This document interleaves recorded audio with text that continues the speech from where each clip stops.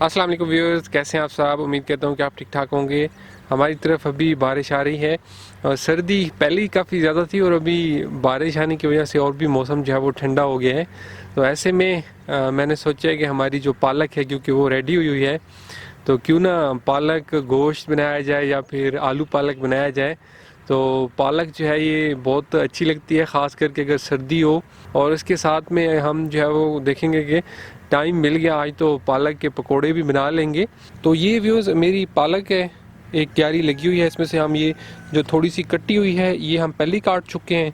और इसके आगे आप देख सकते हैं कि माशाल्लाह से कितनी जो फ्रेश पालक है ये बिल्कुल रेडी है काटने के लिए।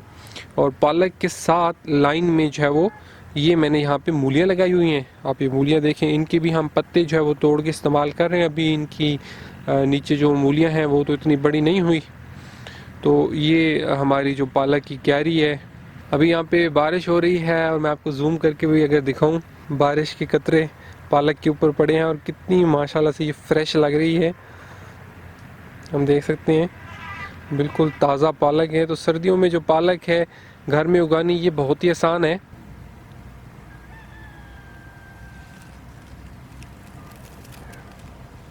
सो व्यूअर्स, ये आपने देखा है कि हमने जो पालक कट की है, मतलब रूट से नहीं निकालना, ऊपर से पकड़ के आप सीजर वगैरह से काट सकते हैं। इससे ये होगा कि कुछ दिनों में दोबारा आपकी पालक जो है वो ग्रो हो जाएगी।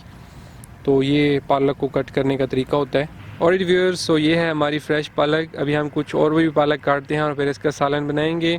उम्मीद है आपको हमारी पालक अच्छी लगी होगी। इस वीडियो को अपने दोस्तों के साथ शेयर कीजिएगा और मेरे चैनल को अगर अभी तक आपने सब्सक्राइब नहीं किया तो इसे ज़रूर सब्सक्राइब कीजिएगा। फिर होपफुली किसी और वीडियो में बात होती है, तब तक के लिए खुदा हाफिज़।